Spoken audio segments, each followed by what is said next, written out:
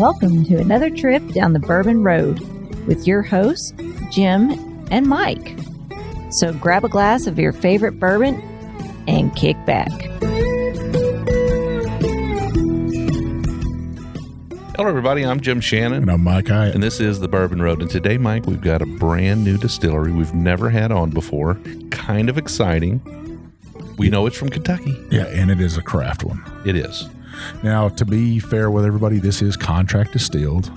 It's contract distilled at Wilderness Trail Distillery for Luca Mariano. Right. So this is actually made for them on their mash bill under contract. And they're actually building a distillery here in Kentucky, though, right? Yeah, on a historic site, too.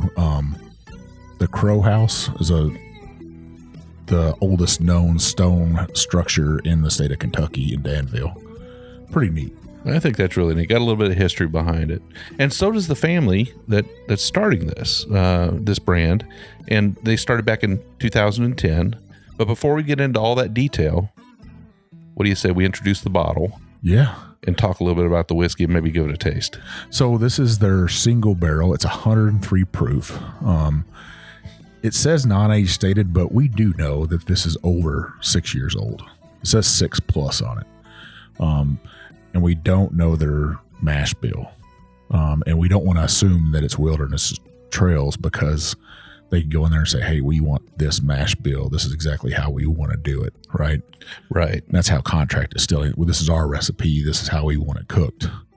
So I would assume, though, that this is a sweet mash because that's what they do there at Wilderness Trail. And I think that it's a high rye. More than likely. But it's a beautiful bottle, great presentation. So they've got a number of expressions that they produce. This is their single barrel bourbon. So it's in a little bit elevated bottle, a little bit nicer design. Yeah, $69.95 for this. Pretty fair price for something like this. This is a really, really nice bottle to have on your shelf. It's got a family seal on the back. I like the name. The name is for his son. That's what they named it after. Now, his name plus his father's name. Right. So Mariano was the grandfather. Yep. Who envisioned a life for his family in the United States, starting a business. And he didn't get to realize that, but his son is realizing that through this brand. And, aptly named the bottle after his son. Kind of a neat story. Yeah. So we were at Bourbon on the Banks, and who walked down and talked to us? Jennifer Brandt.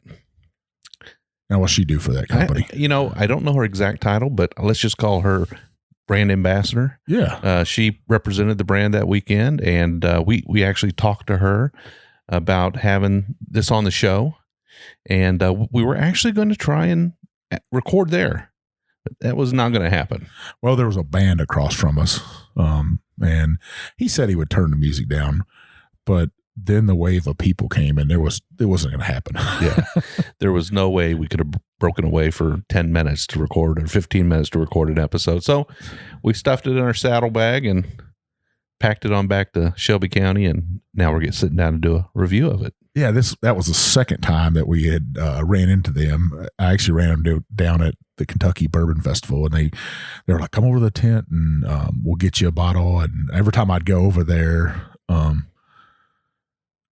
it was like nobody was there. That they just had some hired people, I think, that serving and stuff. And they were like, who are you? And I said, oh, I'll just wait and I'll come back. And it just never worked out. Sure. But it worked out this time. We got a bottle in our hand. We got it in our glasses. We know the story. We know the history, right? We know what we got in our glass here. Well, I say let's nose this thing. Let's do it. Cheers. Cheers.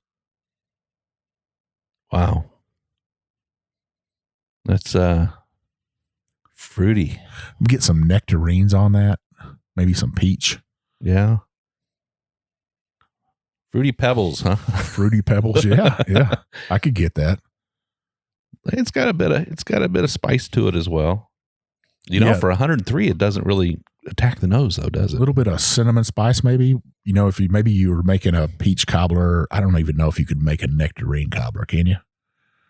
You probably. Well, I don't know. I don't think citrus works very well for that, does it? Need a real sugary fruit, right? Sugary fruit, yeah. With some pulp to it. Nice and caramely there. maybe a little bit of honey in there. Yeah, I'd say honey's true. Definitely fruity. I'm picking up a great oak aroma off of it. It's got some nice barrel spice. I want to try it. Let's taste it. Cheers. Cheers.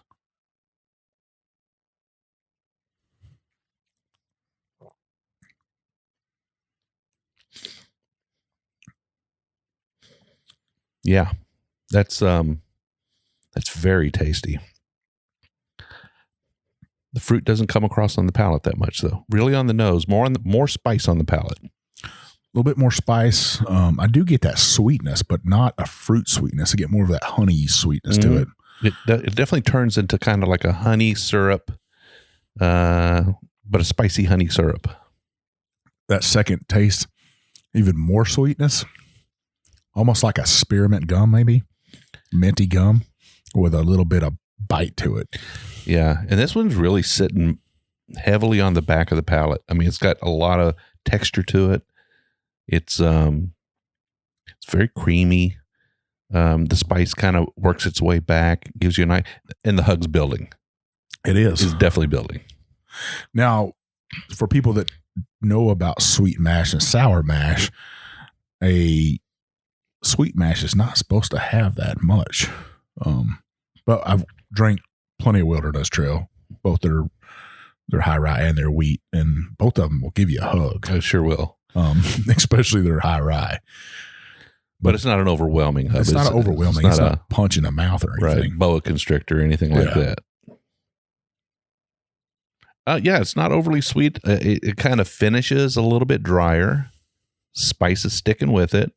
The oak sort of hangs around. It's nice. It's got a little bit of a nutty finish on it. I would say medium dryness on the back. Yeah, I think that finish right there too is that medium to almost long. It's getting in there and stuff. You know, I think a couple more proof on this that would get you into that long finish. But at that 103, you're right there just teeter-tottering back and forth, right? Mm-hmm. Yeah, and as you keep sipping on it, you know, it starts to introduce that pop rock a little bit on the front of the palate as it goes in. You get that little wash of sweetness up front, that honey sweetness, a little bit of pop rock, and then goes to the back and sits there and sizzles. Now, I haven't said this, but I'm getting a little root beer candy on this one. You know those root beer candies that look like little barrels? Well, folks, just the fact that we're sitting here continuing to call out notes on this tells you that it's got some layers to it. It definitely has. It's an experience to explore. You're not just going to get one note on this bourbon. Yeah, super beautiful, right? I'm thoroughly impressed with it. Well worth the money to me at this price. That's right there with Wilderness Trail's 6-year anyways in price, right? I think they're both in the 60s, right? Yeah. So that makes sense to me. I got to give them, they got the nicer bottle here though. It is a beautiful bottle. I like it. It's kind of cut on the bottom and stuff. You know, I can't say enough good things about this bottle. I'm glad we got to taste this. Yeah, me too. I'd like to try their other expressions, particularly their entry-level bourbon. They have a bourbon for $45. It's called the Luca Mariano Old Americana Bourbon. It's an 83 proof bottle. It's actually a small batch bourbon. Pretty much available. And, you know, I'm getting the prices off of Total Wine, so it might be different in your area. But I'm looking forward to trying that one. We haven't had it yet. Now, if you haven't met Francisco, the founder and owner, you know, if you go to Whiskey Festival, he's that guy that's out there pushing this stuff. Last photo I saw of him, he was standing on the foundation that was just poured of their new distillery in their rick houses over there in Danville. It's just neat to see something come from the ground up. And something like this that they decided to contract distill with somebody that really be their competing distillery there in Danville. But it's always neat to watch distilleries work together. Yeah, I kind of like what's happening in Danville, right? Danville's kind of, and hats off to Wilderness Trail for getting the ball rolling over there. Yeah. But yeah, some great things happening in Danville. It's a nice place to visit. There's some great restaurants there. It's downtown. Yeah. I mean, you can't beat it downtown Danville right there. Copper and Oak right there. Great place to eat. just a little great town to visit in the middle of Kentucky. It's really right down there. I think it's dead center, right? Yeah. This distillery they're building, we said it's at the old William Crow house there. Now it was pretty much fallen down, and they're saving history they put a roof on it. They're going to restore it. And I think that's where their tasting room is going to be. And the guy that lived there was a guy named Guy Jones. He was cooking a little moonshine. So was he? There's been whiskey cooked there before. It's not the first time. No. To me, that's pretty neat.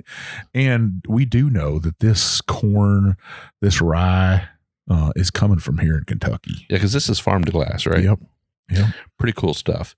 All right, Mike. Well, my recommendation is, listeners, is to not to pass this one up. If you see it on a shelf, it's a quality pour. It is $69 a bottle, so it's not. There are some other things out there for less money. Yeah. But I kind of my gauge on it is it's worth the money. It's a good solid bourbon, great at 6+ years old. It'll hang with the big boys, I think. Nice looking bottle. You could gift this to somebody easily. This would make a nice gift. Yeah. A beautiful gift for somebody. If you got a friend or a family member who's looking for a bourbon bottle for Christmas, they're not going to be unhappy at all if you get them this one. Now, I would say if they better have be on a sweeter side on this one, because it is on the sweeter side of bourbons for me, especially for rye. Yeah. But I like that. You know me. It's fruity. It reminded me a little bit of some other things I've had from Wilderness Trail. It does. It does remind me a little bit of it, but I think it's its own animal. I don't think they're sharing a mash bill here. That's my guess on it. Yeah. Well, Jim, man, we got a new sponsor on board for our craft distilleries, right? We do. We got Chris Cruz from Cruz Customs Flags. The ink is dry. I can't say enough about that guy. We've had him on the show as a guest, right? So a veteran, an entrepreneur, a business owner, Cruz Custom Flags. I mean, they're making excellent products out of bourbon barrels. So they're repurposing bourbon barrels and making things that are just awesome. I love it. I mean, it's a veteran also that's helping veterans. He employs combat veterans at his shop. He's giving back that way, and he's always giving back to the community. The guy's always writing giant checks on giving back to Norton Healthcare, to the nurses there, to different charities, to other veterans, USA Cares. You can't say enough of good stuff about this guy. And me and you're always cautious about who we kind of do business with ourselves. And so, Chris, welcome to the Bourbon Road family. Absolutely. I proudly display one of your flags on my bar. I love it. So make sure you go to Cruz Customs Flags, check out their stuff, order some of their gear. You can get all kinds of stuff on there. He's got a cool little cup that's charred inside that you can pour whiskey inside. It's pretty cool. That is pretty cool. All right. Well, Mike, where can people find us? Well, you can find us on TikTok, Instagram, Facebook. Heck, I don't know where else. Twitter, YouTube, all kinds of places you can find us. You can find us out on the road sometimes. You can find us at bourbon festivals for sure. Bourbon festivals. Probably the best place is Instagram and Facebook. We also have a bourbon Facebook group called the Bourbon Roadies. Jim, what do we got to do to be part of that? Well, it is a private group, so you got to become a member. And to become a member, just search for the Bourbon Roadies. It'll come up. ROADIES. Search for the Bourbon Roadies. Will come up. Ask to join. When you're asked to join, you'll get 3 questions. They're pretty simple. We want to make sure you're 21. We want to make sure that you like bourbon, and we want you to know that once you're in our bourbon group, you got to play nice, because we will not put up with any rudeness. If you are unfair or unkind to other members, you'll get booted pretty quick. Yeah, it's a place to celebrate whiskey, is what we like to say. Life. You're buying a bottle for somebody, you got a bottle gifted to you, celebrating a retirement, a birth, celebrating somebody's life when they passed away. We'll raise a glass to them. We'll say cheers to them, and we'll go on down to Bourbon Road. Absolutely. Well, we do 2 shows a week, Mike. We do a short episode every Monday where we talk about a craft product, a craft distillery, a new bottle like Luca Mariano single barrel. We'll explore it. We'll taste it. We'll tell you what we think about it. Let you know whether or not you ought to pick it up if you're out at the store. Every Wednesday we do a long episodes. We dive in a little bit deeper. We give you about an hour-long show where we do 2 30-minute segments, usually an interview with somebody, but sometimes it's just exploration on a topic, right? We talk about something that's on our minds at the moment. Yeah. But it's always related to bourbon. It's always good and it's always fun. So we hope you catch both shows every week. So to catch those shows, you want to make sure you go to the top of our page right there. Go to the top of your app, whatever you're listening to us on, hit that plus, that check, that subscribe button, hit it. It'll remind you to make sure that you're following us. So the next thing you want to do is scroll on down, hit that 5-star review, because you know what's going to happen, right? I'm going to bring some of this Danville whiskey with me. I'm going to release my big bad friend, the big bad booty daddy of bourbon. We're going to drink some bourbon all night. Jim will just sit there on the couch and laugh at you as you try to keep up with me. By the end of the night, we're going to get that 5-star review, though.